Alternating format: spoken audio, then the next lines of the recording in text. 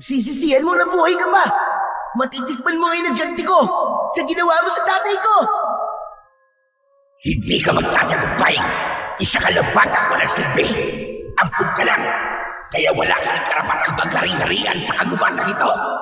Patutunayan ko sa inyo ng tatay mo na ako ang dapat na maghari ng kagubatang ito. Mamamatay na muna ako bago ka magtagumpay. Patutunayan ko sa'yo na kahit bata lang ako, kaya kitang pabagsakin. Katapusan mo na!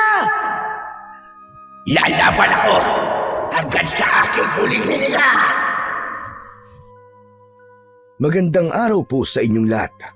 Pakinggan po natin ang isang natatanging kwento ng isang batang pinalaki ng hari ng kagubatan. Ang 9 na taong gulang na si Neryo na naghangad ng kasagutan para mabuo ang kanyang pagkatao. Ano ang kanyang matutuklasang lihim na matagal nang itinatago sa kanya ng kanyang amang si Lupin? Paano niya ito haharaping mag-isa? Matatalo ba niya ang mga aswang na may kakayahang mag-anyong asong gubat? Sama-sama nating pakinggan ang pagharap sa katotohanan ng ating bida sa kwentong ito. Ngunit bago ang lahat mga idol, huwag po nating kalimutan mag-subscribe at i-hit ang notification bell sa aking YouTube channel na The Voice Addict para sa mas marami pang makapigil hiningang kwentong aswang at katatakutan mula sa mundo ng kababalagan. Umpisahan na po natin ang kwento. Hindi ba't sinabi ko na sa'yo na huwag kang lalayo sa bahay natin, lalong-lalo na ang makipagtalo at makipagkarirahan ng takbo kay Pestor? Bakit ba ang tigas-tigas ng ulo mong bata ka? Dahil hindi po ako makakapayag na alipustahin po nila ang pagkatao nyo. Ang gusto nyo po ba manahimik na lamang ako sa isang tabi habang sinisiraan kayo ng mga alagad nyo? Hindi po ako makakapayag, Ama.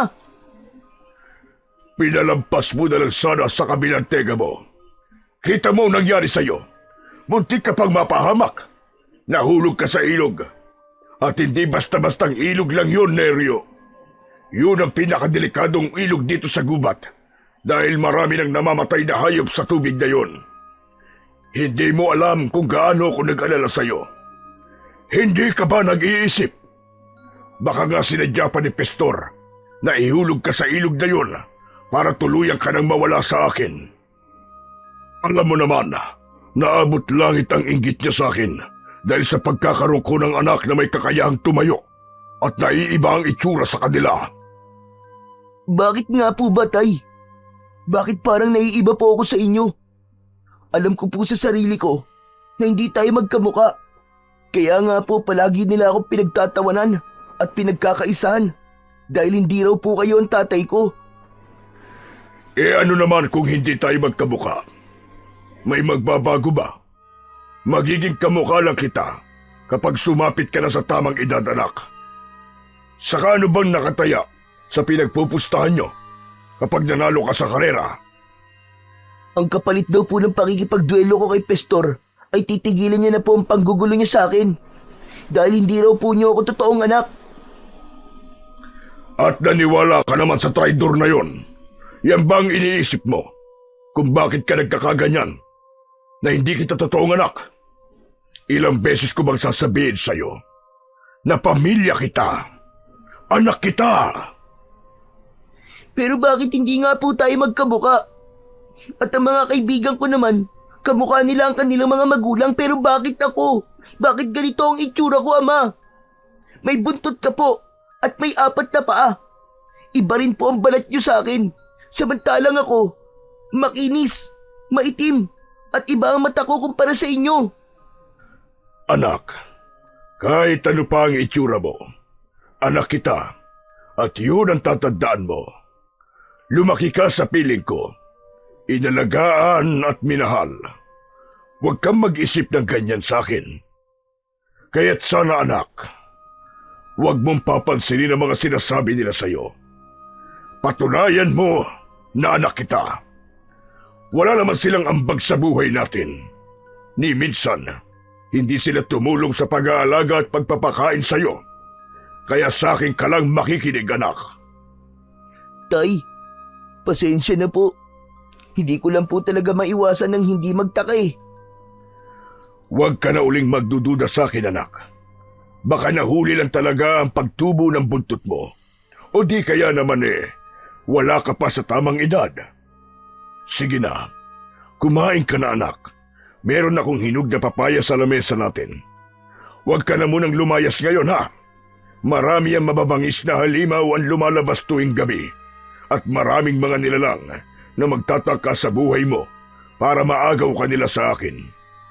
Balak ka nilang patayin. Sa isang malayong lugar, sa isang napakalawak na kagubatan na ipinagbabawal na pasukin ng mga tao, lalong-lalo na ng mga sasakyang nanggagaling pa sa ibang lugar. Ayon sa kwento, ang bundok ng Samat ay isa sa pinakadelikadong lugar na pupuntahan ng tao dahil sa mababangis na nilalang na namamalagi roon. Lalo pa at dito rin naganap ang isang malaking aksidente na kumitil ng maraming buhay ng pasahero na nakasakay sa isang bus. At ayon pa nga sa balita, ay isa lamang daw ang nakaligtas at nawala pa nga raw sa tamang pag-iisip. Kaya hanggang ngayon ay laman pa rin ng balita ang misteryosong nangyari sa kalsada. Magmula rin ng araw na yon ay ipinagbawal na ang pagpasok sa nasabing lugar hanggang sa tuluyan na nga itong inabandona at nagtiis na lamang na sumakay sa tren sa kabilang riles. Walang sino man ang makakapaglarawan ng tunay na ganda ng lugar dahil nga ipinagbawal na sa mga tao ang puntahan ang gubat.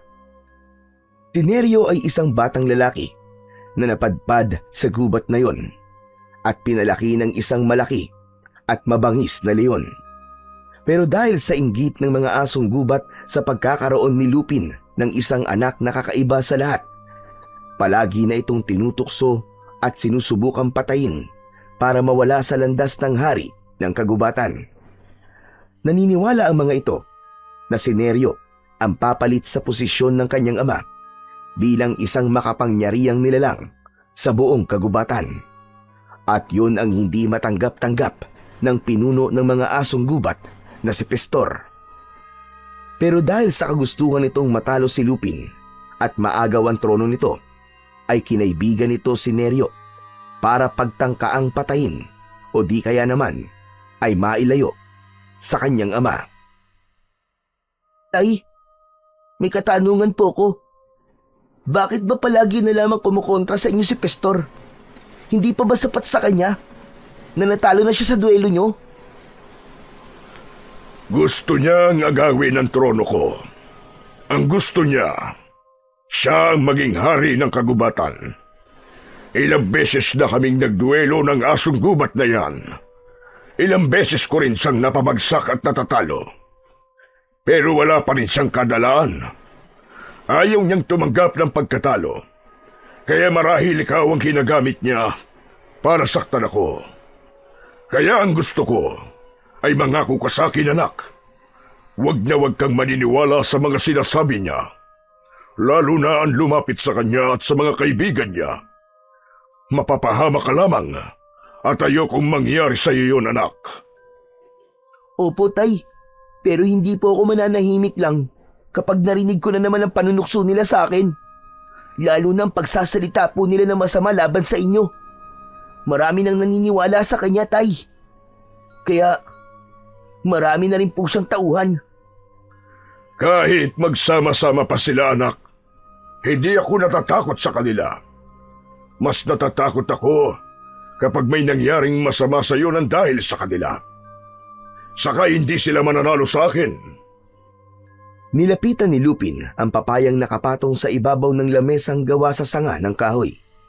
Dahil ang bahay nila ay nasa sanga ng punong nara, pinutol ng kanyang ama ang hinog na papaya saka iniabot sa kanya. Masaya siya sa pagkakaroon ng amang katulad ni Lupin. Bukod sa mabait ay mapagmahal pang ama ito para sa kanya. Kaya nga hindi niya matanggap na maraming galit dito at gustong pabagsakin ang kanyang ama. Muli niyang pinagmasdan ang kanyang kuko kumpara sa kuko ng kanyang ama bago niya tinanggap ang pagkain. Pero hindi siya nagpapalata na nagkakaroon na siya ng katanungan sa kanyang isip. Ayaw niya nang mas lalong lumaki ang gulo. Para mawala ang pagdududa mo, anak, hindi pa ba sapat sa'yo na naririnig at nakakausap mo ko? Ang mga nakatirang hayop sa kagubatang ito, hindi ba't naiintindihan mo rin silang lahat? Patunay lamang yun na isang pamilya tayo rito. Pasensya na po talaga, Tay.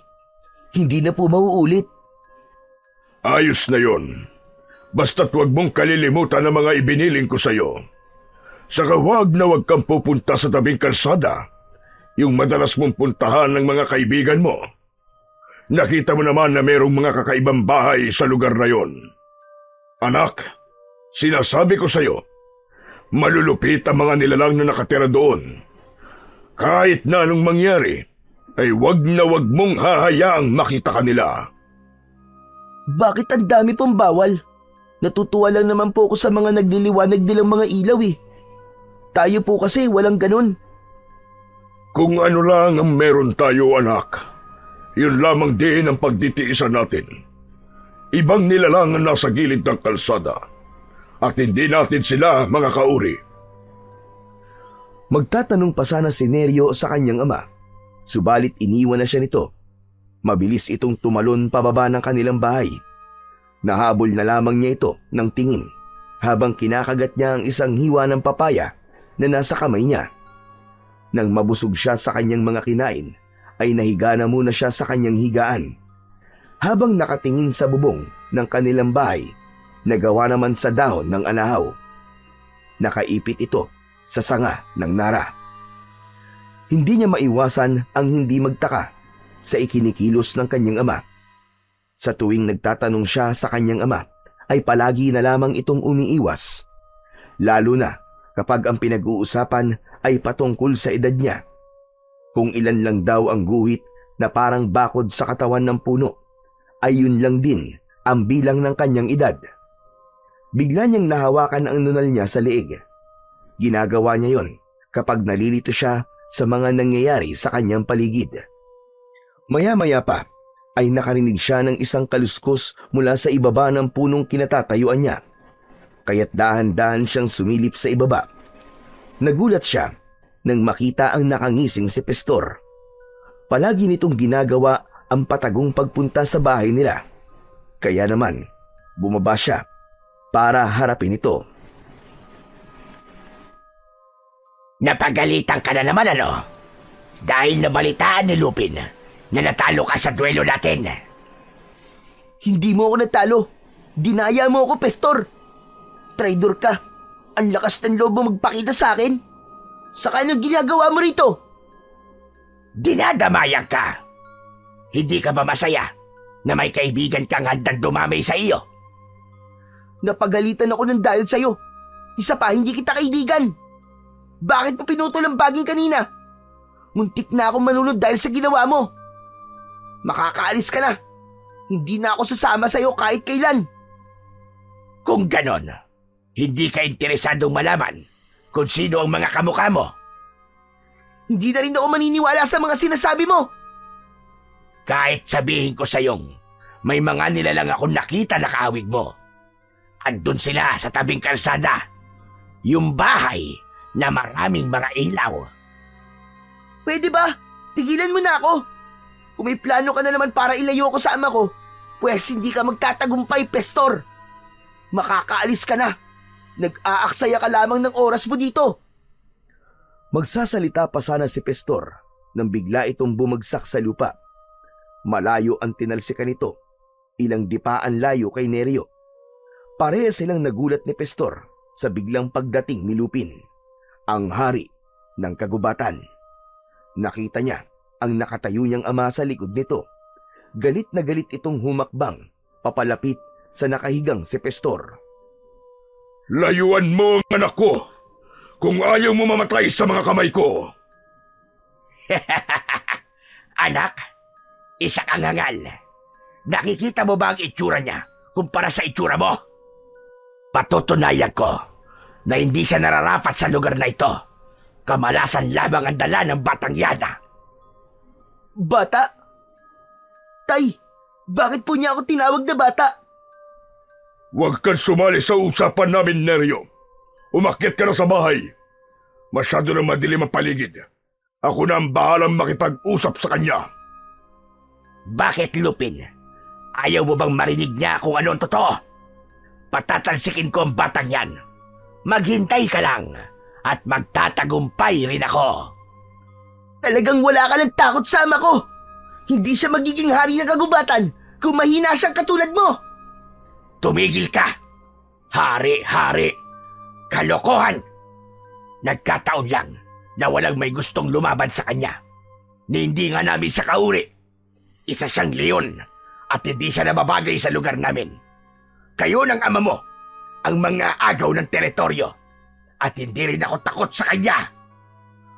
Wala kang teritoryo dito, Pastor. Kaya tigilan mo na ang paghahangad sa trono dahil walang ganun sa gubat na to. Lahat ay pantay-pantay ang karapatan. Ilang beses ko nang pinatunayan sa lahat na wala kang kakayahan para matalo ako. Kaya sumuko ka na lamang at layuan mo na ang anak ko. Hindi! Patatalsikin ko ang batang yan at hindi mo ko mapipigilan. Galit na napatayo si Pastor habang umaangil at nakalabas pa ang matatalas nitong mga pangil. Tumutulo ang laway nito sa bibig dahil sa matinding galit.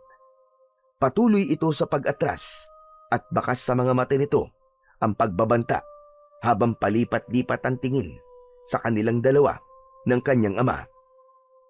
Makakaalis ka na at huwag mo nang guguluhin ang anak ko kahit kailan. Kapag nagkita ulit tayo, hindi na ako magdadalawang isip na paslangin ka. Maaaring lamang kayo ngayon, kaya wag mo akong pagbabantaan. Maghintay ka lang. Darating ang araw na malalaman ni Neryo ang totoo. Pagsisisihan mong nagsinungaling ka sa kanya. Tandaan mo yan, Lupin. Tandaan mo! Tumigil ka! Kaya ka nilalayuan ng mga kaibigan mo dahil ang hilig mong makialam sa buhay ng may buhay. Hindi ka namin kadugo at lalong hindi ka kabilang sa pamilya namin. Isa ka lang nilalang na walang gusto kundi ang sumira ng pamilya ng may pamilya. Ang lakas ng loob mong magsabi ng pamilya. Ewan ko na lang kapag hindi siya nawala sa'yo, kapag nalaman niya kung ano ang totoo. At ikaw naman, Neryo, puntahan mo ang lugar na sinabi ko sa'yo at malalaman mong matagal ka nang niloloko ng tatay mo. Nasugatan tuloy ako. Buwisit! Hindi ako naniniwala sa'yo. Si tatay ang pamilya ko. Kaya makakaalis ka na, Pastor. Tandaan nyo, ako ang maghahari sa kagubatan ito pagdating ng araw. Kapag napunta na sa kamay ko ang mutya ng buhay na bato, kayong dalawa mismo ng anak mo ang ililigpit ko o itatapon sa lugar na walang makakapagbigay ng tulong sa inyo. Ang mutya ba ng buhay na bato ang pinagmamalaki mo? Kahit na kailan ay hindi yun napupunta sa'yo. Dahil ipinagkakaloob lamang yun sa isang nilalang na may busilak na puso. Kaya huwag ka nang maghangad. Isa pa, isang manunugis ng aswang ang may tanga nun. Kaya sigurado kong mabibigo kang makuha yun. At sinong karapat-dapat na magkaroon ng mutya ng buhay na bato? Si Neryo ba? Ha! Nagpapatawa ka ba? Isa siyang tao. Imposibleng makita niya ang mutya ng buhay na bato. Patutunayan ko na ako ang magtataglay ng lakas ng mutya. Kakainin mo ang lahat ng mga sinabi mo ngayon. Walang silbing hari! Yun lang ang sinabi ni Pastor at mabilis na itong umalis sa harapan ni Lupin at Neryo. Nagkatinginan ang mag-ama bago umakyat sa puno na hindi naman kataasan. Walang gustong magsalita o magtanong ng tungkol sa mga sinabi ni Pastor, habang si Neryo ay abala sa pag-iisip ng mga bagay na unti-unti nang gumugulo sa kanyang isipan. Matagal na niyang nararamdamang kakaiba siya. Ayaw niya lang saktan ang damdamin ng kanyang ama. Maraming natutunan si Neryo sa kanyang ama, maging sa kanyang mga kaibigan. Alam niya kung paano siya makipag-usap sa mga ito. Maging ang paggamit sa iba't ibang klasing sandata ay natutunan na rin niya mula sa kanyang ama. Sinanay siya nito para matuto siya kung paano niyang ipagtanggol ang kanyang sarili. Pakiramdam niya ay parang may kulang pa rin kahit na ibinigay na sa kanya lahat ng kanyang ama. Parang may hinahanap pa rin siya na kasagutan na magbibigay sa kanya ng linaw kung bakit naiiba siya sa mga ito. Habang nakahiga na siya at katabi ang kanyang ama, ay hindi mawala-wala sa isip niya ang mga sinasabi ni Pastor tungkol sa kanya.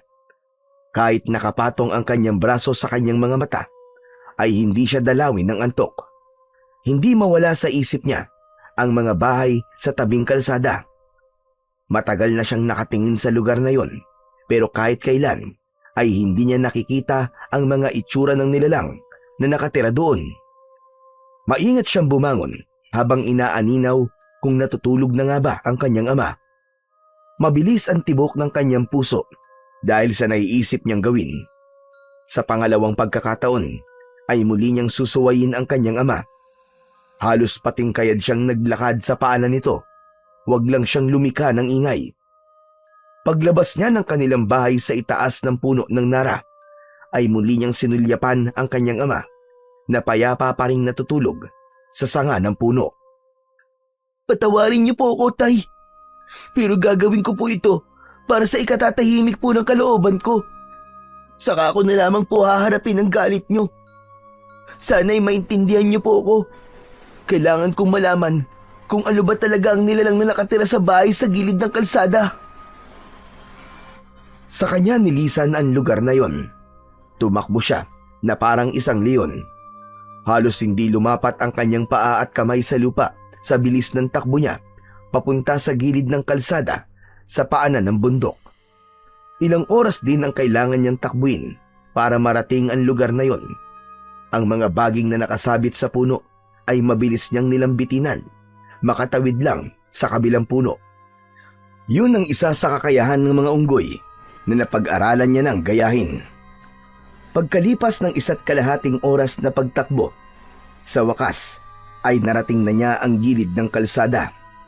Maraming ilaw, maliwanag ang paligid na parang masayang tumira roon.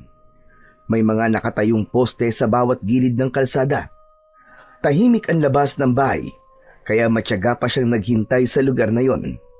Nagbabaka sakali siyang may makitang mga nilalang na sinasabi ni Pastor na kahawig niya. Kaya ilang saglit pa ay nanlaki ang kanyang mga mata. Nakita niya ang isang lalaki na katulad ng kanyang itsura. Napatingin siya sa kanyang palad habang sinisipat ang kanyang daliri sa kamay. Saka muling titingin sa nilalang na nagtatago rin sa likod ng bahay. Ang kanyang mga kamay, katulad din sa akin. Saka wala siyang buntot. Totoo ang sinasabi ni Pastor. Pero bakit? Bakit sinasabi ni Tatay na wag akong magpakita sa kanila? Matagal na nagtago si Neryo sa makapal na halamang gubat. Kitang-kita niya ang nilalang na nakatayo sa likod bahay na gawa sa kawayan at kugon. Pero nagulat siya sa sumunod na nangyari. Nagbago ang anyo ng lalaki.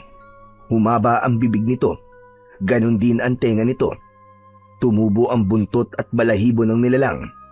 Napaatras siya sa kanyang pinagtataguan dahil biglang kumislap ang mapupula nitong mga mata sa refleksyon ng liwanag ng buwan. Hindi! Hindi siya ordinaryong nilalang! Isa siyang asong gubat na kalahi ni Pastor! Kung ganun, talagang anak kaya ako ni Tatay at balang araw ay magiging isa rin akong ganyan. Punong-puno ng pagkalito ang isip ni Neryo ng mga sandaling yun. Patuloy siya sa paghakbang ng paatras. Lalo pa at hindi isa, kundi 5 nilalang ang mabilis na nagpalit ng anyo sa likod ng bahay ng mga kubong nakatayo sa gilid ng kalsada. Bumundol ang kaba sa kanyang dibdib nang sa pag-alulong ng mga ito ay sabay-sabay na napatingin ang mga asong gubat sa gawi niya. Nanlalaki ang kanyang mga mata nang dahil sa gulat. Naku, lagot! Nakita na nila ako! Paano kaya nilang nalaman na nandito ako? Wala nang inaksayang oras pa si Neryo. Mabilis siyang tumakbo papalayo sa lugar na yon. Naramdaman niya ang pagsunod ng mga ito sa kanya, kaya mas lalo niyang binilisan ang kanyang pagtakbo. Pero huli na, dahil nagawa na ng mga itong harangan ang kanyang daraanan. Ang 5 asong gubat na may mapupulang mga mata ay nakangising humahakbang papalapit sa kanya. Tumutulo ang mga laway nito habang ikinakaskas ang unahang paa sa lupa. Saka inilabas ang malasangan nitong dila. Sino kayo? Anong kailangan niyo sa akin? Hindi niyo ba alam na anak ako ng hari ng kagubatan?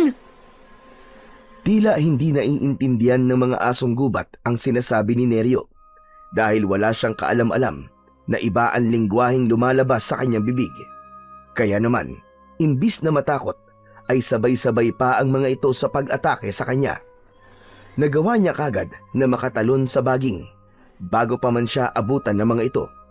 Maigpit siyang humawak sa taling baging at nagpalipat-lipat sa mga puno. Nagpaikot-ikot siya sa pagsabit sa baging, sabay sipa niya sa mga mukha ng asong gubat na hindi makalapit sa kanya dahil sa kanyang bilis. Napangiti siya nang maramdaman niya sa kanyang sarili na kaya niyang labanan ang mga nilalang. Ano? Kala nyo wala pala kayong binatbat eh. Lumaban kayo. Magpasalamat kayo dahil wala akong dalang sandata. Dahil kung hindi lang sipa ang matitikman nyo sa akin, kundi gigilitan ko talaga mga leeg nyo gamit ang talim ng aking punyal. Mas lalong naging agresibo ang mga asong gubat sa pag-atake kay Neryo. Pero naiiwasan niya ang bawat kagat ng mga ito. Nagagantihan niya yun kagad ng sipa sa muka. Kaya lang ay hindi niya napansin na merong baging na malapit ng maputol. Saktong paglipat niya sa baging na yun ay naputol na kagad yun at bumagsak siya sa lupa. Naramdaman niya ang pagtama ng ugat ng puno sa kanyang likod. Halos mamilipit siya sa sobrang sakit. Kaagad siyang nilapitan ng mga asong gubat at pinagtulungan siyang kagatin ng mga ito. Naramdaman niya ang pagbaon ng pangil sa kanyang kalamnan, kaya't napasigaw siya ng malakas dahil sa kirot. Tulong! Tulungan niyo ako pakiusap! Dahil naunahan na si Neryo ng takot, ay hindi niya na napansin ang sugat niya sa binti at hita at braso. Kaya naman, hindi niya na magawang makakilos pa. Mabilis siyang gumapang sa lupa habang abala ang mga asong gubat sa pagkagat sa kanya. Pakiramdam niya, biglang naparalisa ang buo niyang katawan. Kasunod ang pag-agos ng mainit na likido sa kanyang katawan. Pilit niyang nilalabanan ng mga ito hanggang sa dumating ang isang matandang lalaki. May hawak itong tungkod na gawa sa kahoy na matinik. Parang gawa yon sa katawan ng lukban na madalas niyang nakikita sa tabing ilog. May suot itong mga kwintas mula sa iba't ibang uri ng bato. Malakas nitong tinuktok sa lupa ang hawak nitong tungkod. At sa hindi malamang dahilan, sabay-sabay na natumba ang mga asong gubat sa lupa. Hindi makabangon ng mga ito, habang si Neryo naman ay hindi makapaniwala sa lakas na taglay ng matanda. Mabilis siyang nilapitan ng matanda at inalalayan siyang tumayo. Hindi niya maintindihan ang sinasabi ng matanda, pero nang maitayo siya nito, ay hinarap muna ng matandang lalaki ang mga umatake sa kanya. Dahil sa takot ng mga nakabangon na asong gubat, ay mabilis na kumaripas ang mga ito ng takbo at nawala sa madilim na bahagi ng kakahuyan. Saka lang naramdaman ni Neryo ang panginginig ng kanyang tuhod, kaya't muli siyang napalugmok sa lupa. Tulungan niyo po ako. Gusto ko na po umuwi sa amin. Ano? Anong sabi mo, bata? Kahit anong sabihin ng matanda, ay hindi rin yun maiintindihan ni Neryo at hindi rin maiintindihan ng matanda. Nagtataka siya sa salita ng lalaking tumulong sa kanya. Sumunod na lang siya rito nang bigla nitong tinignan ang kanyang sugat sa katawan. Walang pang itaas na damit si Neryo. Tanging balat lang ng usa ang nagsisilbing kasuotan niya sa pang-ibaba niyang katawan. Ang mabuti pa ay dalhin na muna kita sa bahay ko.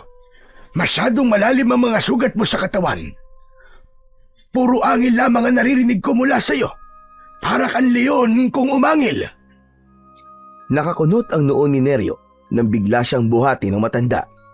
Hinayaan niya lang ito sa ginagawa habang naririnig niya ang hingil nito sa paglalakad.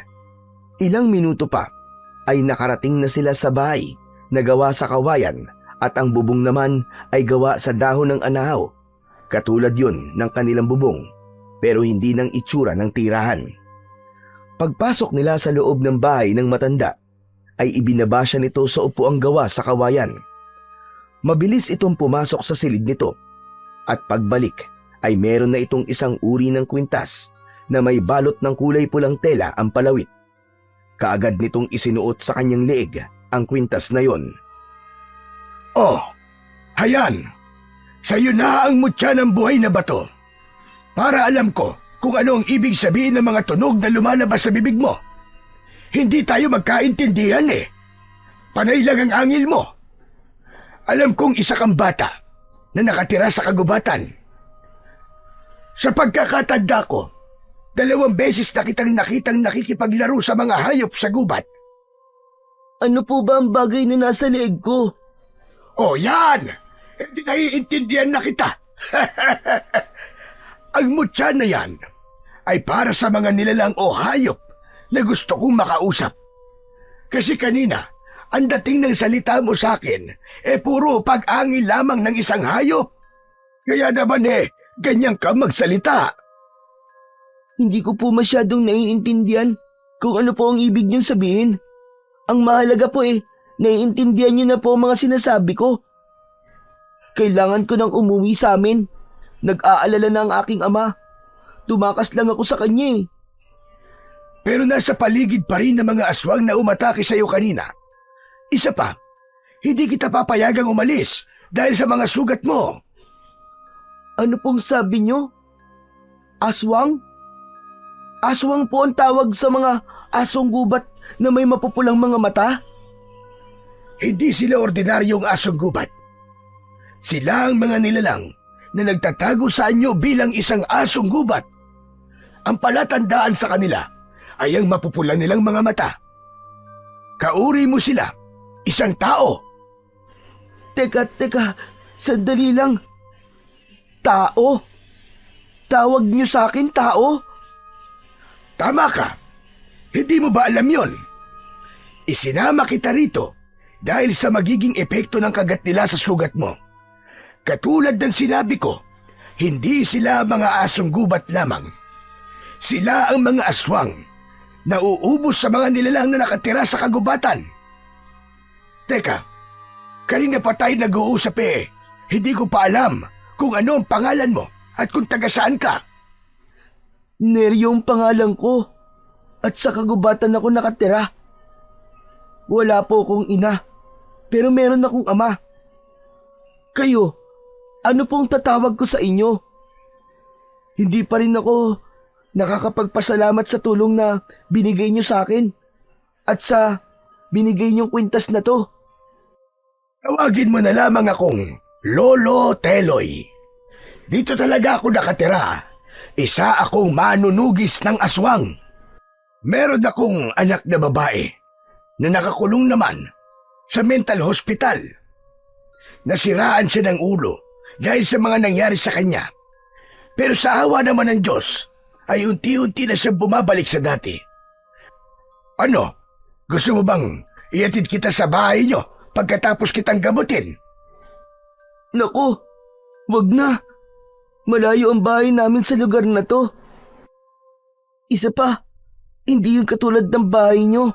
Ang bahay namin, puno ng narayon, tapos may sahig kami na bilog na kahoy. Mahihirapan lang kayo. Sa katunayan nga, ako lamang ang may gawa nun Kakaibang bahay naman pala ang bahay niyo. Ilang taon ka na ba? Sabi po ni tatay, ako ay 9 na taong gulang. Ibabalik ko na po ang mutyang to. Nabanggit po kasi ni tatay ang tungkol sa mutyang to. At may busilak na puso lang daw po ang karapat dapat na magtaglay nito. Kaya nga sa'yo ko yung ibinibigay eh. Alam kong busilak ang puso mo. Ang totoo niyan, sinadya ko talagang ibigayan sa'yo.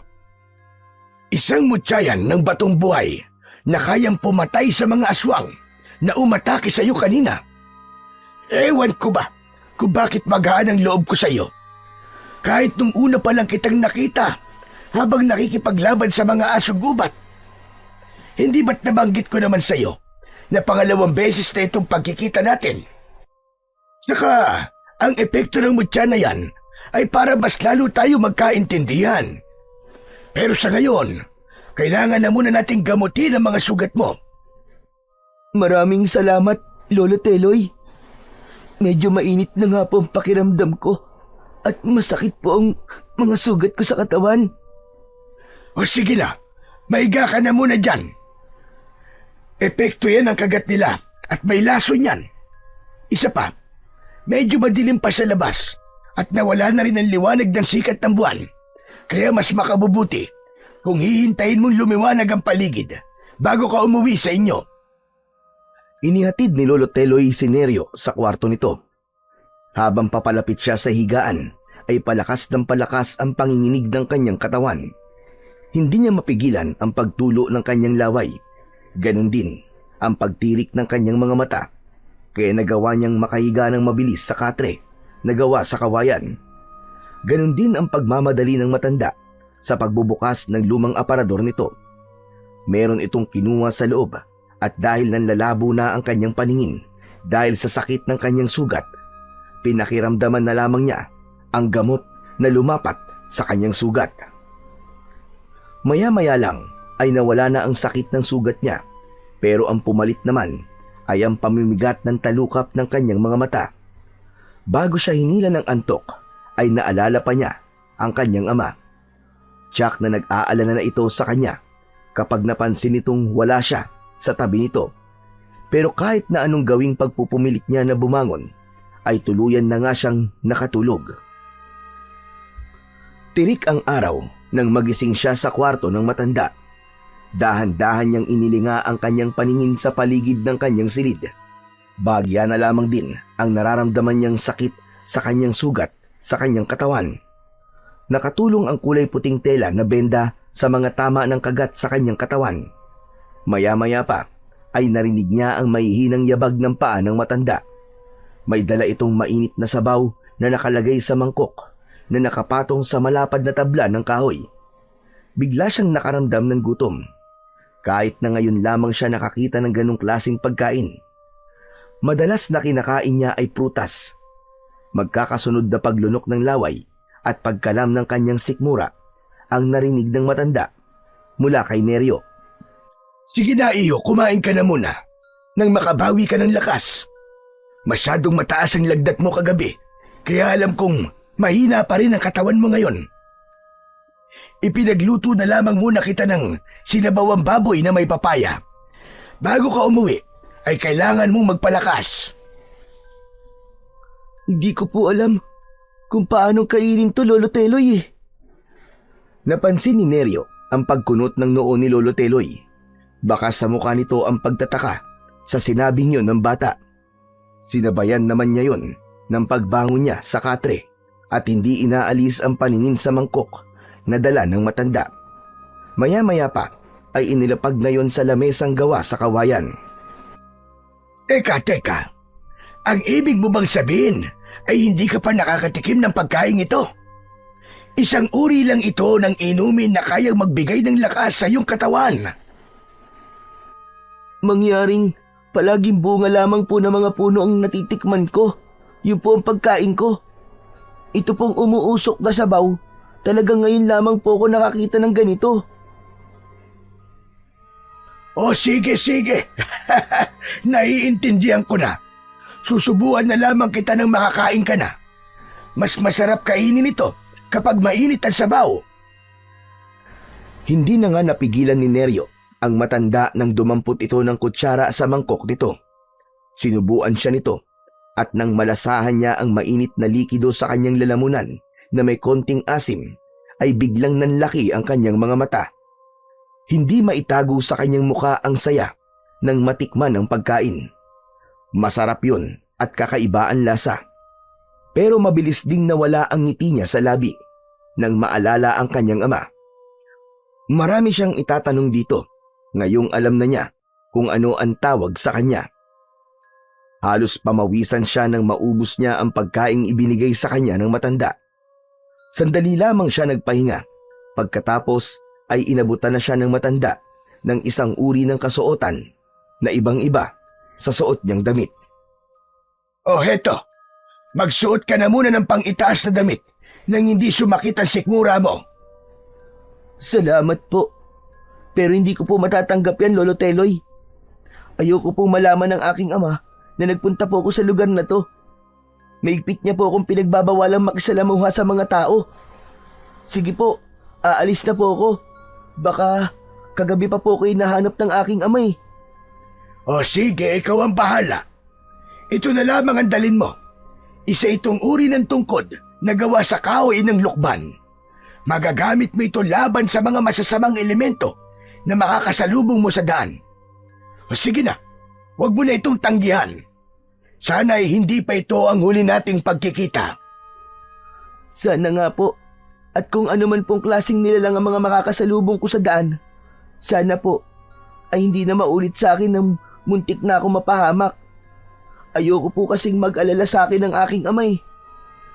Talagang mahal na mahal mo ang iyong ama. Maswerte siya sa pagkakaroon ng isang anak na katulad mo. Kaya lang po eh, Kaya lang ano, Neryo? bakit kaya hindi ko po siya kamuka? Siguro, nagmana ka sa iyong ina. Ganun naman talaga, lalo na kung solong anak ka lang.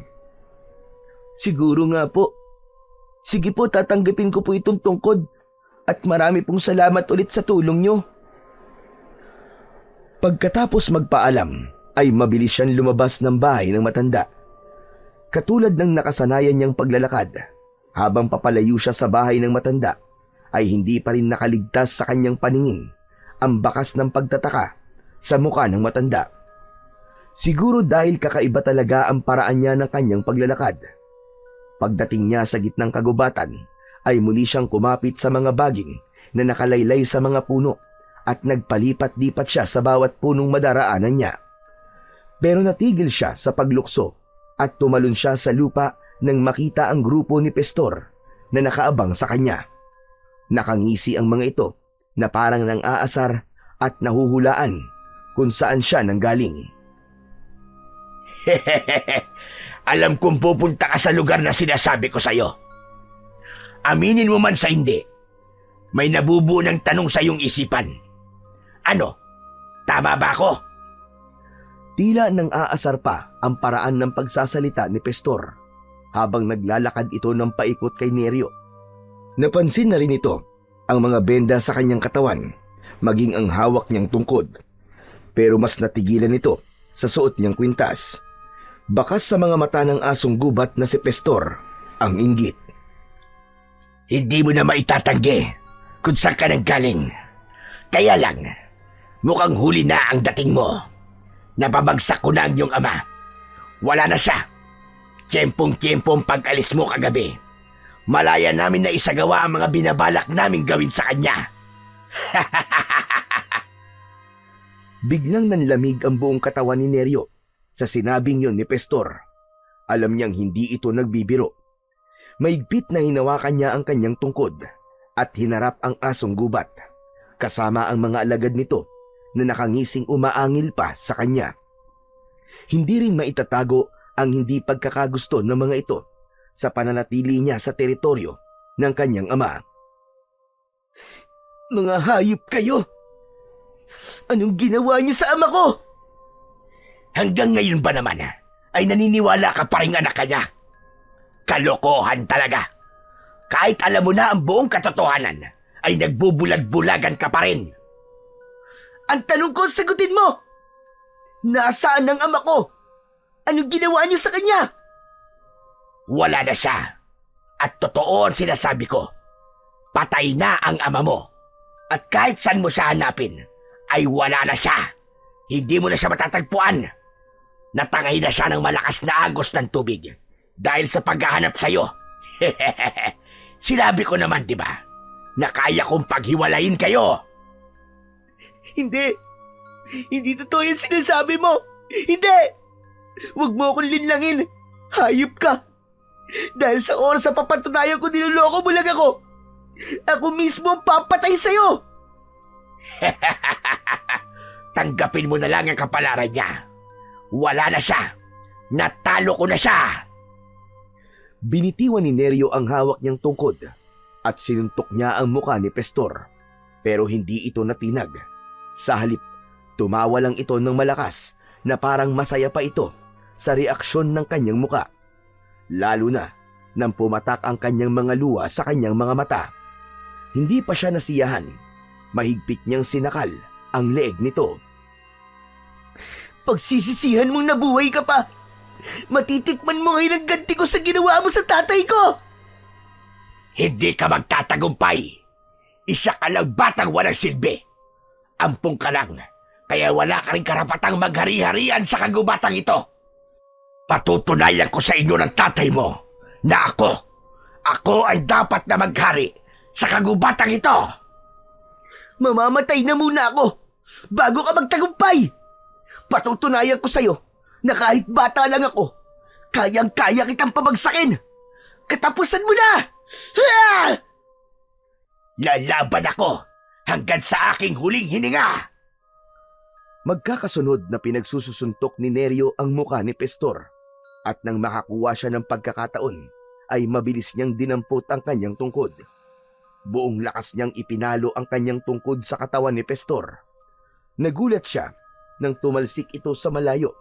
Parang may kung anong malakas na enerhiya ang gumapang sa kanyang sandata at nagawa nitong pabagsakin si Pestor. Ang apat nitong mga kasama ay atras abante ang ginagawa. Hindi malaman ng mga ito kung susugod ba o aatras sa kanya. Ano pang hinihintay nyo, mga inutil? Hindi siya taga rito, kaya nararapat lamang na palayasin ang sampid na yan. Wala na siyang kakampi. Patay na ang kanyang amang silupin. At ako na ang hari.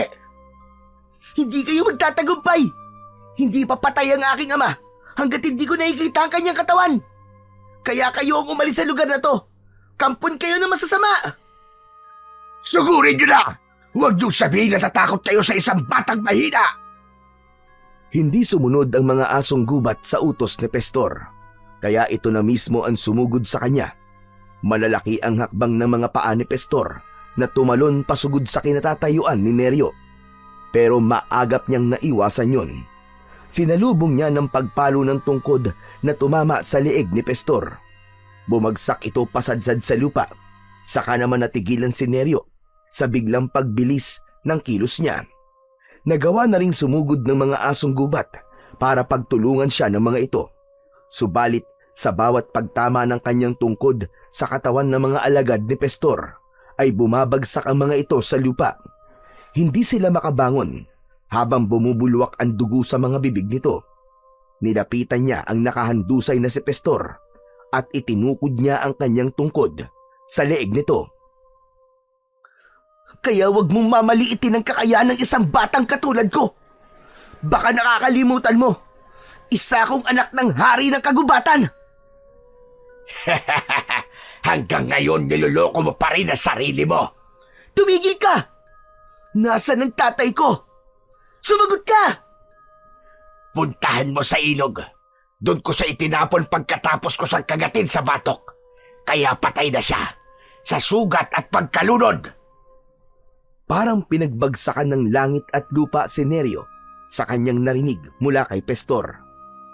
Kaya mabilis siyang tumakbo at iniwan ang mga kalaban habang nakahandusay ang mga ito sa lupa. Habang tinatahak naman niya ang daan papunta sa ilog, ay panay din ang tulo ng kanyang mga luha. Hindi maaari! Tay! Patawarin niyo po ako! Hindi ko po sinasadyang takasan kayo! Hindi ko po sinasadya! Una niyang pinuntahan ang kanilang tirahan dahil umaasa pa rin siyang niloloko lamang siya ni Pestor. Subalit wala roon ang kanyang ama. Kaya halos mabingi siya sa tibok ng kanyang puso dahil sa pag-aalala. Hindi niya maipaliwanag ang takot at galit para sa kanyang sarili. Kung hindi siya umalis ng gabing yon, hindi siguro napahamak ang kanyang ama. Sunod niyang pinuntahan ang ilog. Pagdating niya, ay halos malula siya sa taas nun. Gusto niyang isipin na makikita pa niya ang kanyang ama na buhay. Ngunit sa lakas ng ragasan ng tubig, imposibleng makaligtas pa ito. Tay! Tay, nasan ka? Patawarin niyo po ako. Nagkamali ako.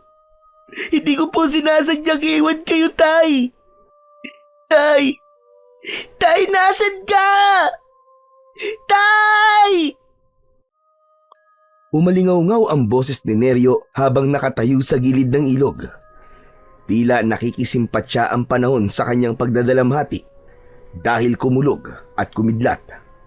Kasabay ng pagdilim ng kalangitan at pagbuhos ng malakas na ulan. Dumilim rin ang paligid kasabay ng malalakas na sigaw ng pag-iyak ni Neryo. Tay, nandito na po ako! Nasaan ka? Magpakita ka, Tay! Tay! Nanghihinang napaluhod sa lupa si Neryo, habang ang tilamsik ng putik sa kanyang nabasang katawan ay ginapangan na ng lamig ng hangin. Kumirot ang kanyang sugat dahil sa nabasa na ng ulan ang telang nakatali sa kanyang sugat.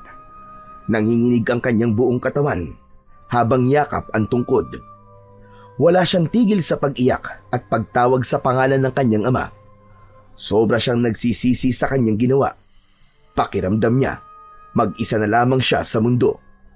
Pagkatapos ng sakit na kanyang nararamdaman sa pagkawala ng kanyang ama, ay napalitan naman yon ng galit para kay Pestor.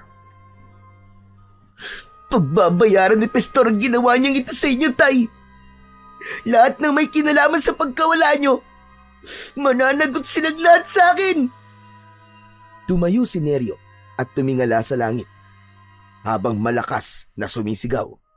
Kaya kitang-kita niya ang pagguhit ng kidlat sa kanyang tungkod at sa suot niyang mutya ng batong buhay. Lumiwanag ang kanyang paningin dahil sa pagtulay ng malakas na enerhiya sa kanyang buong katawan. Nanuot yun hanggang sa kahuli-hulihang piraso ng kanyang ugat. Bigla siyang nanghina, kaya't napalugmok siya sa lupa. Ipinagpatuloy niya ang kanyang pagluha. Nanatili siya sa ganong posisyon habang dahan-dahang humiga sa putik. Tumatama ang patak ng ulan sa kanyang muka habang naririnig pa rin niya ang malakas na pagkulog at pagkidlat. Hindi na niya namalayan ng oras.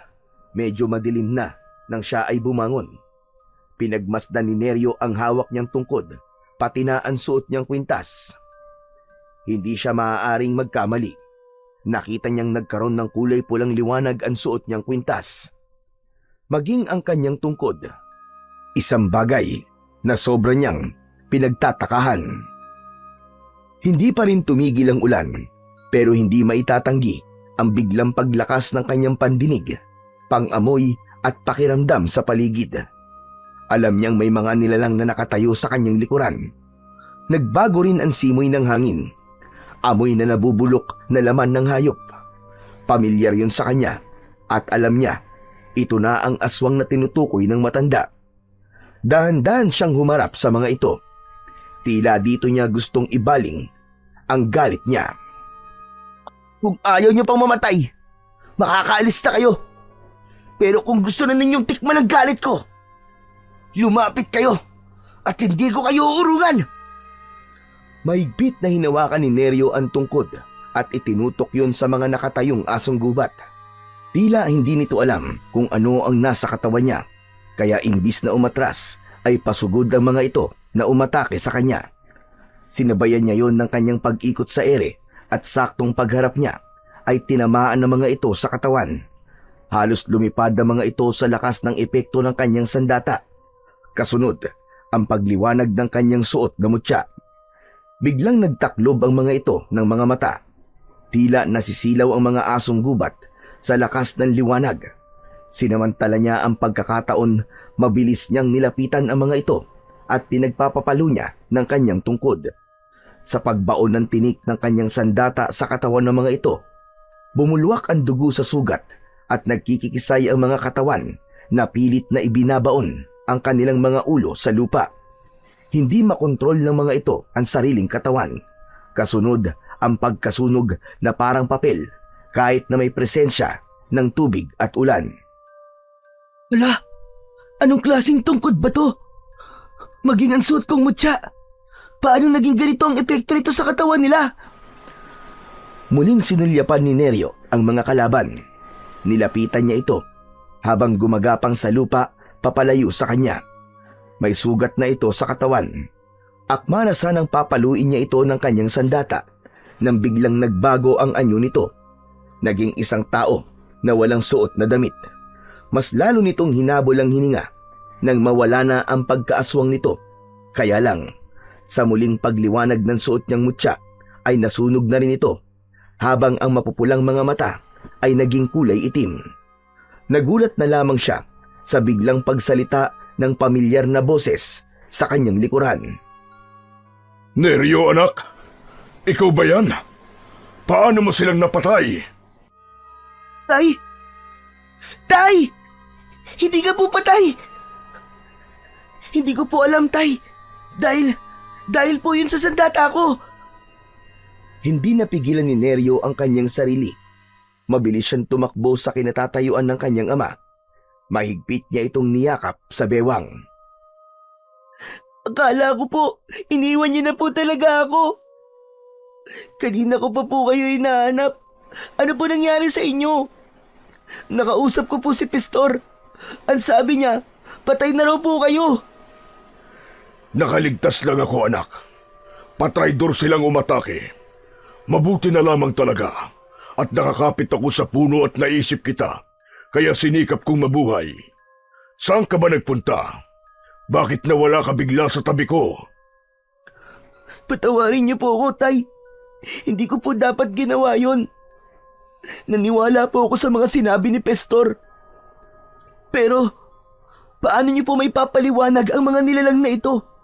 Kauri ko sila, Tay. At nagiging katulad sila ni Pestor.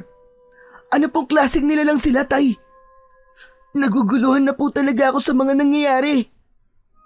Hindi ka maguguluhan, anak. Kung magtitiwala ka lamang sa akin. Yun na nga po masakit, Tay. Nagtitiwala naman po ako sa inyo. Pero yung mga nakikita ko, parang may kakaiba po eh. Isa pa, may nakilala po ako kanina. Pareho kami ng itsura. Ang mga kamay niya. At wala siyang buntot na katulad nyo. Tay, pasensya na po. Pero anak po ba talaga niyo ako? Anak kita. Ilang beses ko bang sasabihin sa'yo? Kagabi lang po ay may umatake po sa akin mga asong gubat. At kapag nasusugatan sila, ay nagiging isa silang tao na kagaya ko. Pati yung Tay. Alam ko na po kaya nakikiusap ako. Huwag po niyong ilihim sa akin ang buong katotohanan. Ampun niyo lang po ako at yun ang totoo. Hindi mo na ba pakikinggan ang mga paliwanag ko, anak? Alam mo kung kano kita kamahal. Magpapaliwanag pa sana si Lupin nang bigla naman dumating si Pestor kasama ang mga alagad nito. Nagulat ito nang makita si Lupin. Nawala ang mapang-asar na angil ni Pestor nang bigla itong lapitan ni Lupin at kinagat kagad sa leeg. Nagpambuno ang dalawa at nabigla si Neryo sa galit na yon ng kanyang ama.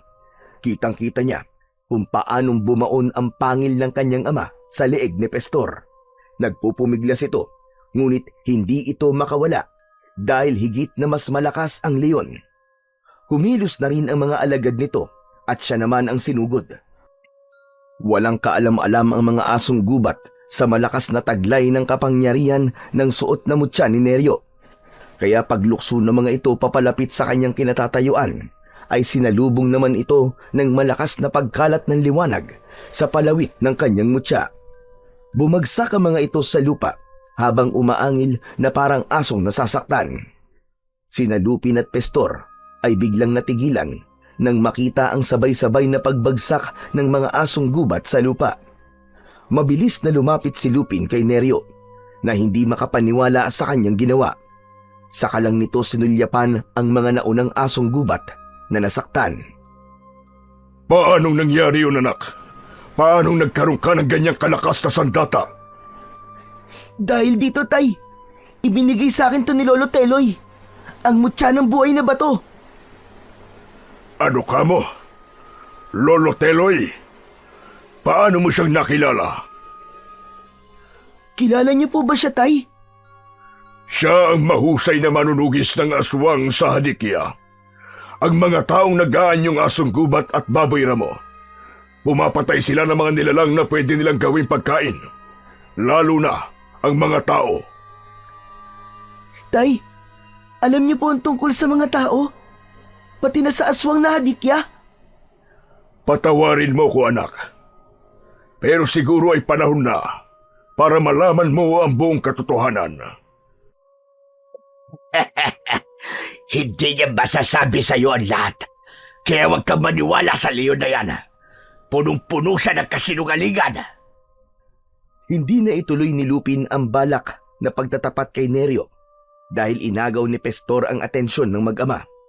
Kitang-kita ni Neryo ang galit sa mga mata ng kanyang ama habang nakatingin ito sa nakahigang si Pestor. Kahit nasasaktan ito sa sugat na nasa leeg nito, ay nagawa pa rin ni Pestor na sumali sa usapan. Nagpalipat-lipat ang tingin niya sa dalawang nilalang na nasa kanyang harapan. Unti-unti niya nang naiintindihan ang lahat at tanging sila lang din ang makakasagot sa kanyang katanungan.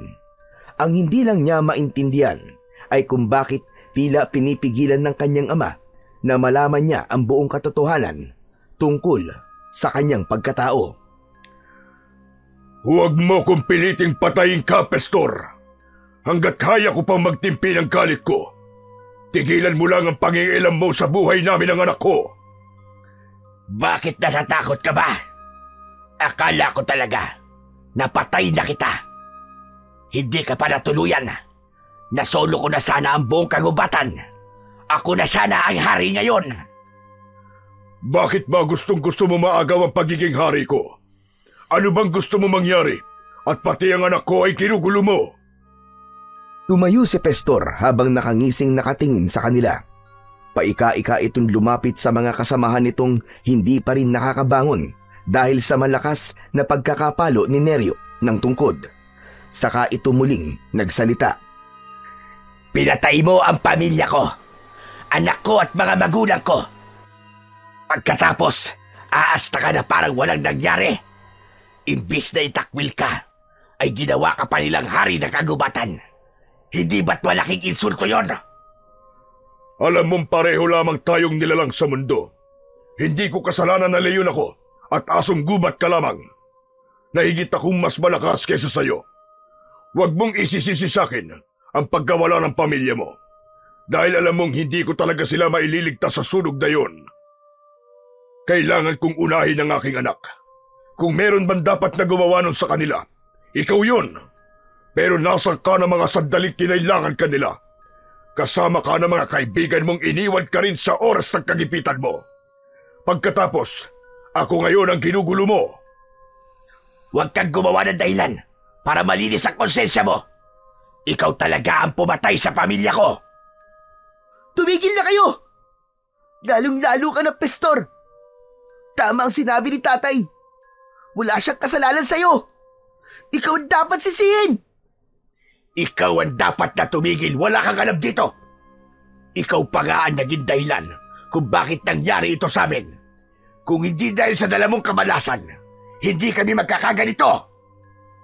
Nagulat si Neryo sa biglang pagsigaw ni Lupin na may kasamang pag-angil. Kitang-kita niya ang bakas ng galit sa mukha ng kanyang ama. Inatake nito ang nakatayong si Pestor. Parang napansin niyang biglang nagkulay pula ang mata ni Pestor. Hindi ba't sinabi ko na sa'yo na wag mong pagsasalita ng malas ang anak ko? Talagang kinagalit mo ko.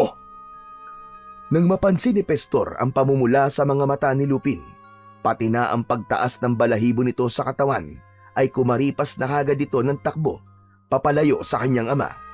Pati na ang mga alagad nito ay kumaripas na rin ng takbo. Hinabol ang mga ito ng kanyang ama, kaya naman sumunod si Neryo sa kanyang ama.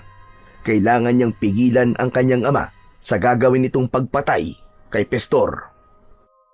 Ay, wag! Tama na! Huwag niyong gawin yan! Huwag kayong papatay! Kasalanan sa kalikasan yan! Tila wala siyang panama sa bilis ng takbo ng mga ito at bigla itong nawala sa kakahuyan. Kahit saan siya luminga, ay tuluyan nang nawala sa kanyang paningin ang mga ito. Maging ang tunog ng yabag ng mga paa ng kanyang ama. Alam niya na kapag naabutan ng kanyang ama si Pestor, ay malalagay sa panganib ang buhay nito, nahahantong sa pagpatay rito.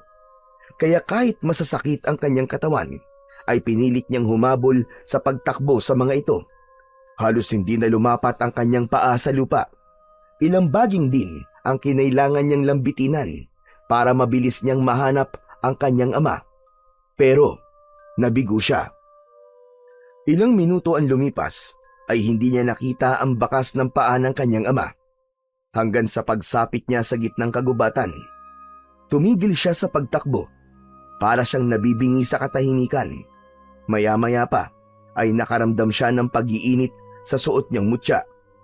Hindi pa man siya halos nakakalingon sa kanyang likuran, ay tumama na sa kanyang muka ang malakas na kamao mula sa isang lalaki. Kita niya na wala itong damit pang itaas, kaya pagbagsak niya sa lupa ay muntik niya nang mabitiwan ang kanyang tungkod. Sino ka? Bakit bigla mo na lamang akong inatake? Napaawang ang bibig at nanlalaki ang mga mata ni Neryo nang makita ang lalaki.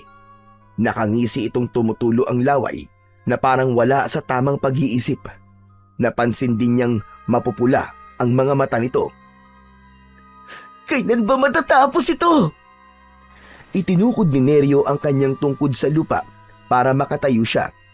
Kasabay ng pagliwanag ng suot niyang mutya, iwinasiwas niya ang kanyang sandata sa hangin. Kitang-kita niyang napaatras ang nilalang, ngunit sa paghakbang nito ay nagsipaglitawan pa ang mga kasama nito na nagtatago sa likod ng mga puno. Sunod ang magkakasabay na pagsugod ng mga ito papalapit sa kanyang kinatatayuan. Ipinalo niya ang tungkod sa unang nilalang na sumugod sa kanya. Tinamaan ito sa leeg at halos mapasadsad itong bumagsak sa lupa. Maya-maya pa ay biglang nagkagulo ang mga aswang nang makita ang pagdating ng isang matandang lalaki. Yun ay walang iba kundi si Lolo Teloy. Bigla itong umatake sa mga aswang na hadikya. Kaya nagulat na lamang siya nang biglang magpalit ng anyo ang 5 lalaki. Naging isang asong gubat ang mga ito na may mapupulang mga mata. Kilos na! Mga aswang sila! Ikaw talaga ang punteriya nila! Bilisan mo! Opo, Lolo Teloy! Patakbong sumugod si Neryo sa mga kalaban. Bawat pagpalo niya ng tungkod ay tinatamaan ng mga ito sa ulo. Bumagsak ang mga asong gubat sa lupa. Habang umaangil, sa kanya nilapitan at tutumbukin ng kanyang tungkod sa leeg. Para itong mga papel na unti-unting nilulusaw ng apoy. Ang natira naman ay tumakbo papalayo sa kanila, pero binato niya ito ng kanyang sandata at tinamaan ito sa likod. Bumagsak ito ng pasadsad sa damuhan at tulad sa mga nauna ay nasunog na rin ito. Mabilis na lumapit sa kanyang kinatatayuan si Lolo Teloy. Bakas sa mukha nito ang matinding pag-aalala. Ayos ka lang ba, Neryo? Mukhang kanina ka pang inatake ng mga aswang na yun, ah. Ayos na po ako, Lolo Teloy. Nabigla lang po ako sa pagdating nyo. Bakit pa kayo sumunod dito? Dahil ito talaga ang gagawin ko, Neryo. Magmula nang mabaliw ang aking anak, ito na ang ginagawa ko tuwing sumasapit ang gabi. Dahil alam kong may kinalaman ng hadikya sa nangyari sa anak ko. Lalo na ngayon na naiuwi ko na ang aking anak. Nasa bahay ko na si Belinda. Saan ka mapupunta ngayon? At kahit gabi na nasa gubat ka pa. Ang totoo, hinahanap ko po ang aking ama. Kapag hindi ko po naabutan si tatay, baka mapatay niya po si Pestor. Ano ka mo? Baka makasalubong nila ang pinuno ng mga halimaw. Mas delikado. Sino nga ba ang ama mo? Ang pangalan po niya ay Lupin. Kumunot ang noo ni Lolo Teloy dahil sa narinig nito mula kay Neryo. Bakas sa mga mata ng matanda ang pagtataka habang nakatingin ito sa mukha niya na parang inaalala kung sino si Lupin. Pero wala akong kilalang Lupin. Mukhang hindi kayo taga rito. Taga rito po kami sa kagubatan. Ang totoo nga po isa pong hari ang aking ama. Hari, na kung bata ka, hindi ka naman nalilipasan ng gutom siguruhan eh. Bakit kung ano-ano ang mga pinagsasasabi mo? Bakit po? Mukha po bang hindi ako nagsasabi ng totoo? Ay nako, tara na nga. Ang mabuti pa iahatid na lamang kita sa bahay nyo nang makilala ko na rin ang ama mong si Lupin. Baka matulungan niya akong buksain ang mga aswang na yan. Marami na silang napapatay, kabilang ang manugang kong lalaki. Mabuti na lamang talaga at gumaling na ang aking anak sa sakit niya. Nagpatiuna na sa paglalakad si Lolo Teloy. Sabay dampot naman ni Neryo ng kanyang tungkod sa binagsakan lupa ng asong gubat na binato niya kanina. Habang ang kanyang dibdib ay para ng binabayo ng maso dahil sa pag-aalala sa kanyang ama. Hindi siya mapakali sa kanyang paglalakad, kaya naman hindi na siya nakatiis. Lolo Teloy, kailangan ko pa pong hanapin ang ama ko Nag-aalala na po talaga ako sa kanya. O sige, sasamahan kita. Tutulungan kitang hanapin siya. Pero kailangan ko munang dumaan sa bahay. Akma na sanang iaakbang ni Neryo ang kanyang mga paa nang bigla niyang narinig ang boses ng kanyang ama. Narinig din niya ang kaluskos at pag-angil ng mga asong gubat na parang may pinag-aagawan.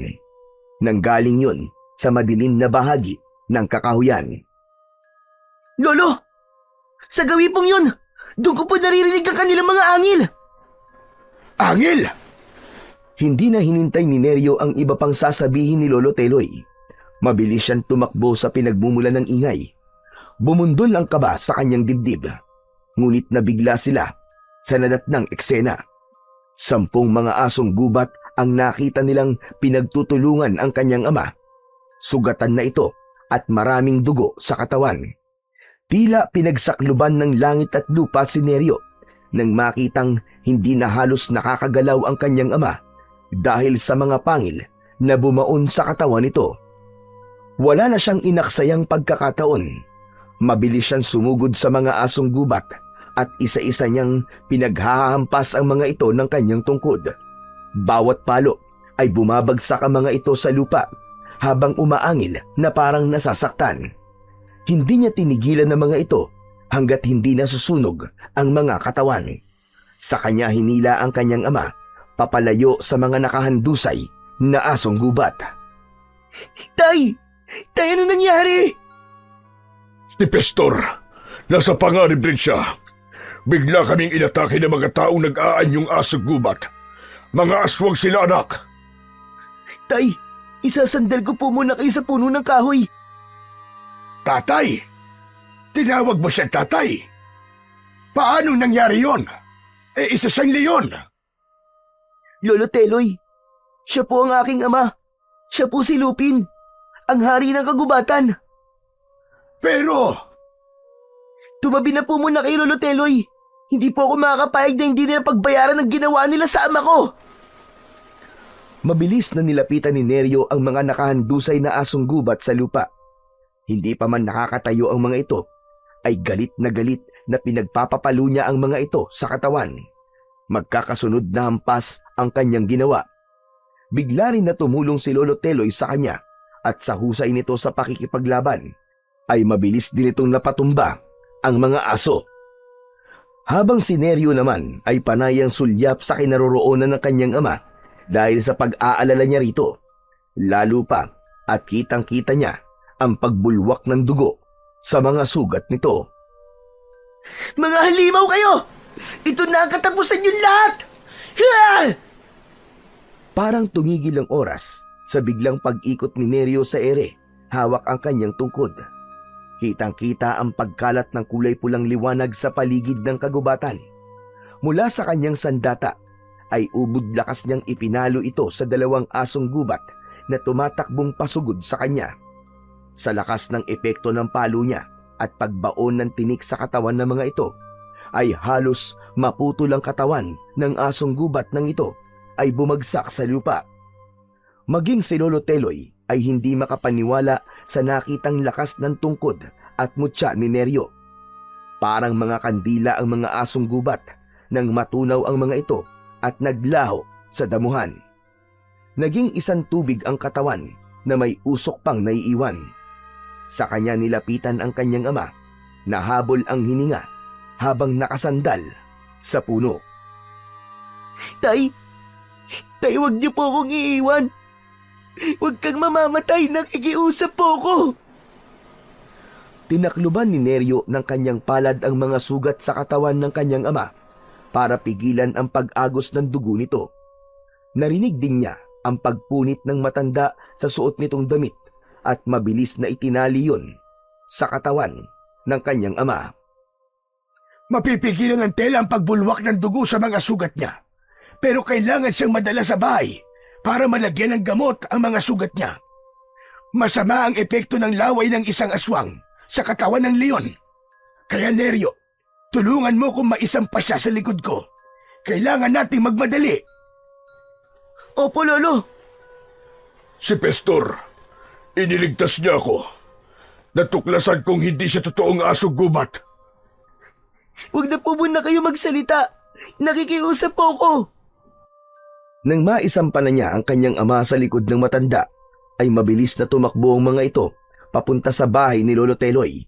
Si Neryo naman ay nakaalalay sa likod ng kanyang ama dahil mabigat ito. Kitang-kita niya ang pagpatak ng dugo sa lupa, kaya mas lalo siyang nag-alala. Panay din ang linga niya sa paligid ng kanilang tinatahak na daan dahil nagbabakasakali siyang makikita si Pestor. Pero ang mga kasama na lamang ng mga ito ang nakita niya.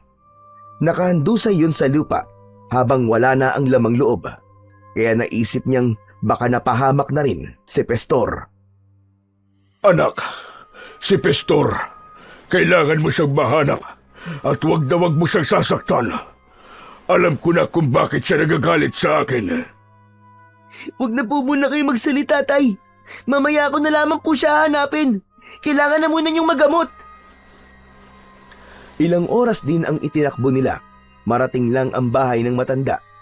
Ngunit di bakas ni Pestor ay wala nang nakita sa daan si Neryo.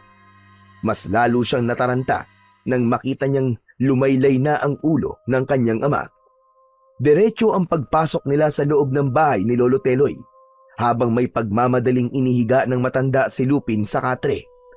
Halos kumalat sa sahig ang mga kagamitan ng matanda sa paghahanap ng igagamot sa kanyang ama. Kita niya ang paglapit ng babae sa kanila habang nakaawang ang bibig ng babae. Kung hindi siya nagkakamali, ito ang anak ng matanda na si Belinda. Mabilis na tumakbo ang babae palabas ng bahay nang makita nito ang dugo sa katawan ng kanyang ama. Nawalan lang ng malay ang tatay mo. Hawakan mo ang kagamitan ko sandali para madali ko malapatan ang pangunang luna sa mga sugat niya sa katawan. Iba talaga ang epekto ng laway ng aswang. Lolo Teloy, sabihin niyo po, mabubuhay pa po ba ang tatay ko? Hindi lang ako sigurado. Dahil sa nakikita ko, matanda na siya. Matanda na siyang leon. Mahina na ang panlaban niya sa lason. Si Aling Belinda po ba ang babaeng nakita ko kanina? Kailangan niyo po siya sundan. Mukhang natakot po siya sa dugo. Oo, Neryo, tama ka. Takot nga siya sa dugo dahil sa nangyari sa kanyang asawa. Naaksidente sila ni Romel nang gabing pumunta sila sa baryong ito. Siya lang ang nakaligtas at halos lahat ng sakay ng bus ay namatay at natagpuang nawawala ang lamang loob ng mga pasahero. Hanggang sa ngayon, hindi pa alam ng mga pulis ang totoong nangyari dahil hinihintay nilang matauhan ang aking anak. Hindi ko rin masabi sa kanya na pati ang katawan ng kanyang asawa ay hanggang ngayon hindi pa rin natatagpuan. Kung ganun po maaaring buhay pa po ang asawa ni Aling Belinda, ganun po ba? Imposible, Neryo. Makaligtas man siya sa aksidente, pero sa kagat ng aswang, imposible. Nang matapos na sa paglilinis ng sugat si Lola Teloy, ay saka naman pumasok sa loob ng silid ang babaeng anak nito. Nagulat siya sa malakas nitong pagsigaw habang umiiyak na nakatingin sa kanya. Nanginginig ang mga kamay nito na akma na siyang yayakapin. Nakaawang lang ang bibig nito na parabang nakakita ng multo. Kaya lang, humakbang siyang papalayo sa babae dahil bigla siyang kinabahan. Si Lolo Teloy naman ay nagtataka na rin sa ikinikilos ng anak. Anak! Diyos ko, anak ko! Buhay ang anak ko!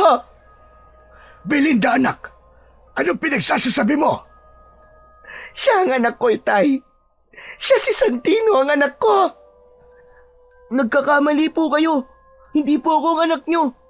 Hindi ko po kayo kilala. Lolo Teloy, hindi pa po yata magaling si Aling Belinda. May sakit pa rin po siya. Wala na. Wala na akong sakit. Malinaw sa akin ang sinasabi ko. Ikaw ang nawawala akong anak. Hindi mo ba nararamdaman ang lukso ng dugo? Salamat sa Diyos. Salamat sa Diyos at buhay ka, anak. Huwag niyo po akong yakapin, sandali lang. Iba po ang tatay ko. At hindi niyo po siya kamuka. Hindi po kita ina. Matagal na pong patay ang nanay ko. Hindi, anak. Hindi. Anak kita, maniwala ka. Alam ko yon. Nararamdaman ko ikaw ang anak ko. Bitiwan mo si Neryo, Belinda. Wala kang ebidensya na magpapatunay na siya nga ang anak mo. Anak ko siya, tay. Patunay ang nunal niya sa leeg. Hindi ako maaaring magkamali. Tanggol pa lamang siya nang magpasya kami ni Romel na umuwi sa lugar natin.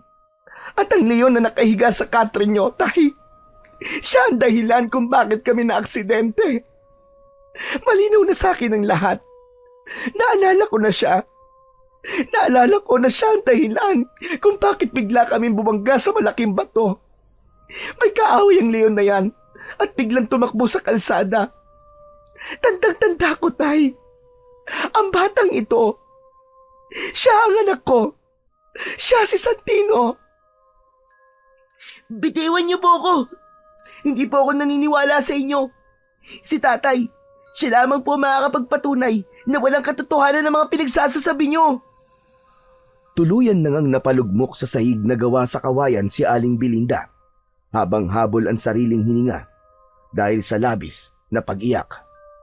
Kitang-kita niya ang awa sa mga mata ni Lolo Teloy nang yakapin nito ang anak. Habang si Neryo naman ay naguguluhan sa mga nangyayari. Panay ang sulyap niya sa nakahiga niyang ama. Nalilito siya kaya hindi niya namamalayang tumutulo na pala ang kanyang mga luha. Habang nakatingin siya sa humahagulgul na iyak na si Aling Belinda, hindi niya maipaliwanag ang sakit na nararamdaman niya habang nakikitang umiiyak ang babae. Parang pinipiga ang puso niya ng mga oras na yon. Panay ang tawag nito sa pangalan ng anak. Huminahon ka na muna, anak. Pasensya ka na. Hindi ko talaga alam na may anak kayo ni Romel. 9 na taon ni tay. Ganun katagal ako nawala sa tamang pag-iisip dahil hindi ko kinaya ang mga nangyari. Tandang-tanda ko ang itsura ng leon na yan. Dahil pumasok pa siya sa loob ng bus. Tinangay niya ang aking anak habang nakabalot sa kanya ang lampin na pag-aari ni nanay. Tay, maniwala kayo.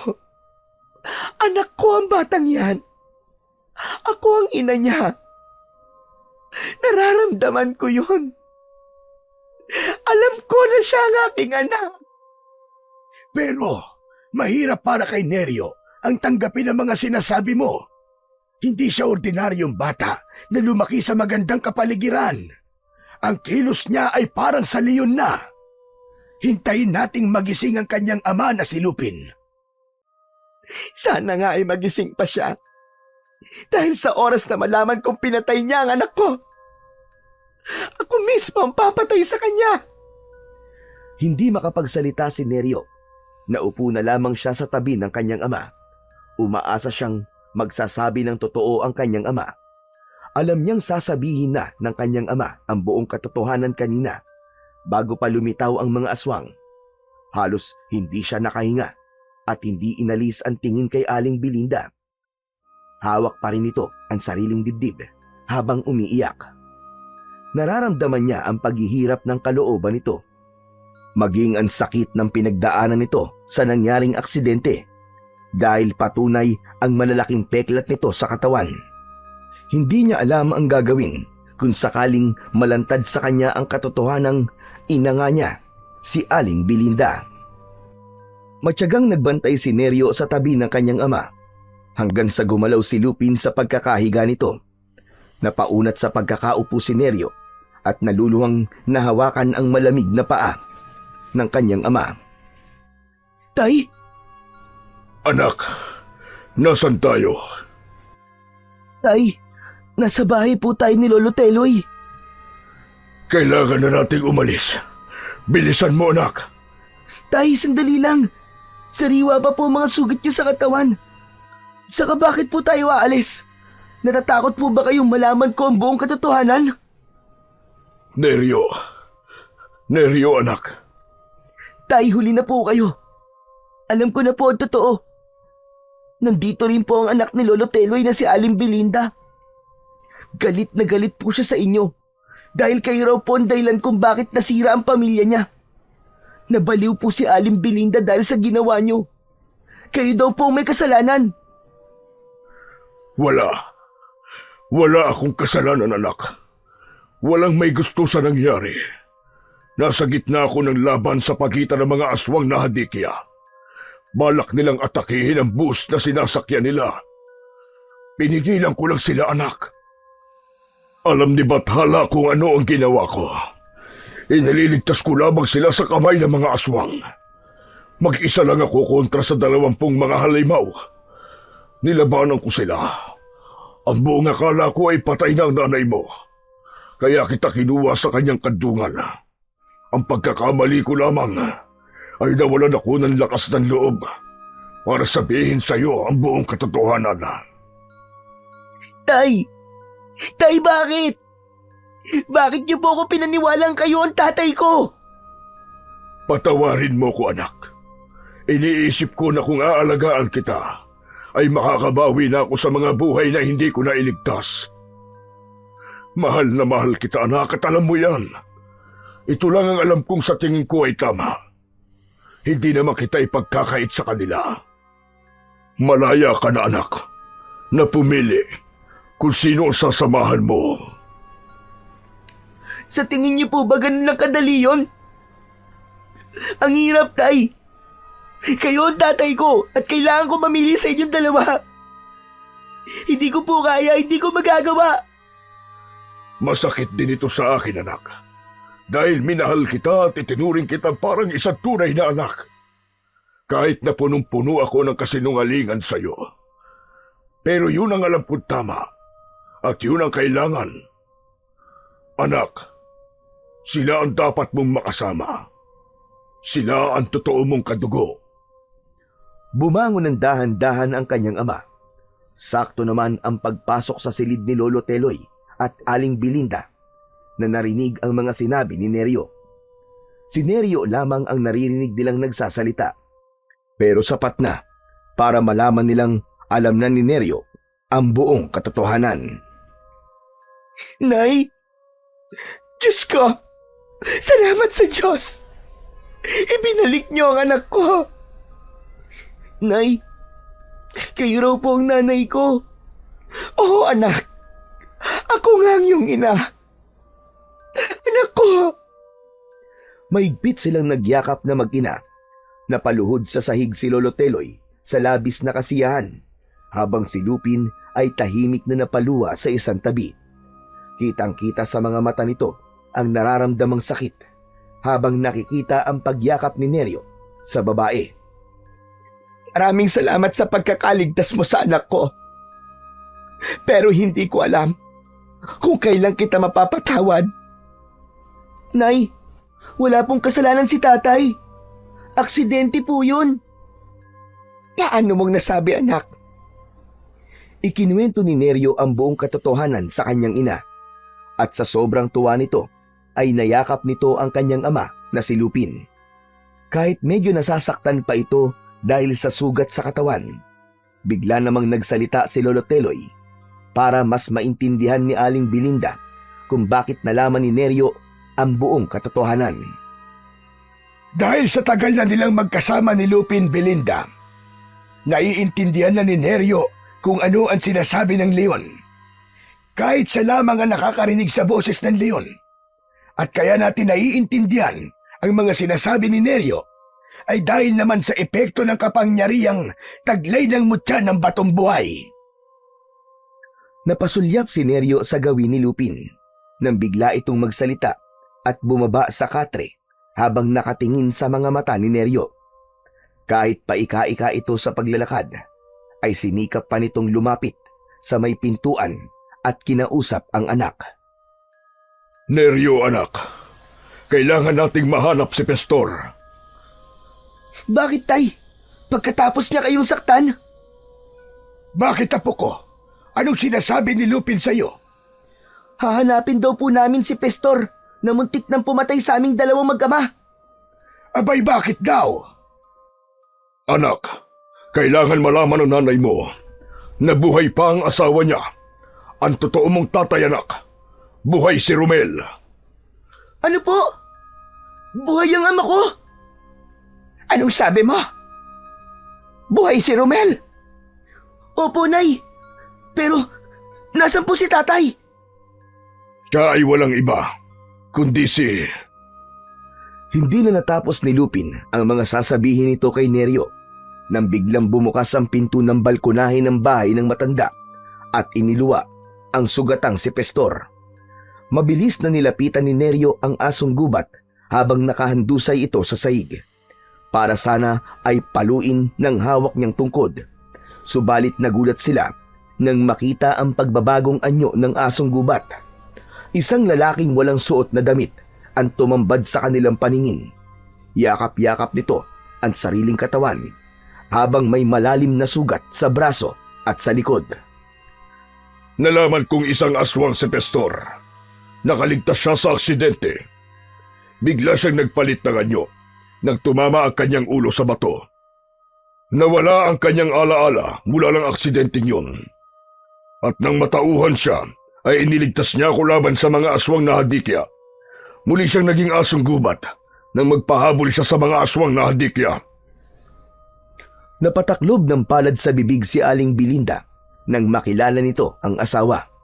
Binalutan ito ng kumot sa katawan at niyakap ng mahigpit ni Aling Belinda si Pestor. Hindi naman makapaniwala si Neryo na sa isang iglap ay mabubuo na ang kanyang pamilya. Nagkaroon siya bigla ng nanay at tatay.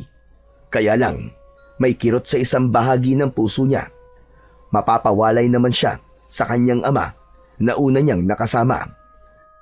Ginamot ang sugat ni Pestor at hindi rin ito makapaniwala sa nangyari. Nalaman nilang kaya hindi nagpalit sa pagiging tao si Pestor dahil nanatili na lamang sa alaala niya ang pagiging isang asong gubat. Kaya naman, nang bumalik ang alaala nito, ay saka lang ito naging tao. Naaalala rin niya ang mga pinaggagawa niya kay Neryo at sobra nitong pinagsisihan at tumingi siya ng tawad sa kanyang anak. Naiintindihan ko po, Tay. Kayo po ang ama ko. Kung ganon, ay nahawa ng pagiging aswang si Pestor. Ikaw man si Pestor o Romel, masaya kong nabuo na ang pamilya natin. Wala akong sasabihin sa mga pulis tungkol sa totoong nangyari. Tutale, naubos na naman ninyo mga aswang sa baryong ito. Yun na rin ang magsisilbing katahimikan sa lugar na ito. Gagamutin kita, Romel, ay Pestor, para matanggal na ang hawa ng pagiging aswang mo. Ang mahalaga ay hindi ka pa naman yata nakakatikim ng karne ng tao. Hindi po, dahil hindi hinayaan ng Diyos na makapanakit ako ng tao at masaktan ang anak ko. Kinabukasan ay magkasamang inihatid ng mag-anak si Lupin papunta sa gitnang kagubatan. Malungkot itong nagpaalam. Mahigpit na niyakap ni Neryo ang kanyang ama sa katawan nito. Para na siyang nauupos na kandila dahil sa sakit na nararamdaman. Hindi niya kayang magkalayo silang dalawa ng kanyang ama. Tay, Sige na anak. Lagi mo lang tatandaan na mahal kita. Paalam anak. tay, wag niyo po akong iiwan. Maraming salamat sa pagpapalaki mo sa anak ko, Lupin. Pwede bang huwag ka na lamang umalis? Isang pamilya na tayo. Anak, sabihin mo sa iyong ina na ako ang magpapasalamat sa kanya dahil pinatawad niya ako.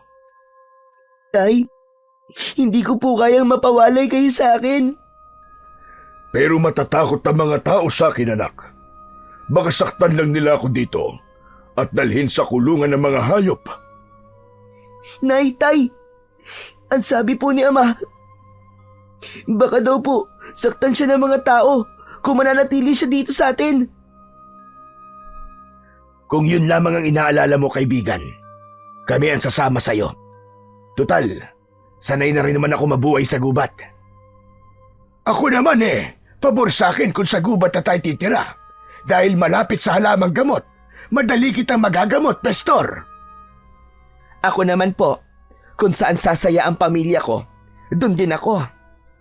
Tay, narinig po ninyo? Sasama daw po kami lahat sa bahay natin, tay. Magkakasama-sama na po tayo nila nanay at tatay doon po sa bahay natin sa gitnang gubat. At hindi lang yon, may bonus pa kayong mabait na lolo. Nagtawanan ang mag-anak. Masaya silang sumama sa tirahan ni Lupin. Nagtayo sila ng maliit na dampa sa gubat at namuhay ng tahimik. Pabor din yun habang ginagamot ang hawa ng pagkaaswang ni Pastor. Tuwang-tuwa si Neryo sa pagkakaroon niya ng dalawang ama. Maririnig ang kanyang mga sigaw habang palipat-lipat sa talimbaging na nakalaylay sa puno habang inaalalayan siya ng kanyang amang leon. Sa kasalukuyan ay nag-aaral na si Neryo sa mababang paaralan ng baryo. Walang nakakaalam sa lihim ng batang pinalaki ng hari ng kagubatan. Hanggang ngayon ay suot pa rin ni Neryo ang mutya ng batong buhay. Wala na siyang mahihiling pa sa Diyos dahil ipinagkaloob na sa kanya ang kakaibang uri ng pagmamahal ng kanyang pamilya. At ito ang kwento at pakikipagsapalaran ng isang batang namuhay ng kakaiba sa piling ng isang makapangyarihang hayop sa gitna ng gubat na isang leon na siyang hari ng kagubatan. At masayang naibalik sa kanyang tunay na mga magulang at sila ay nabuhay ng masaya, payapa at may pagmamahal sa isa't isa.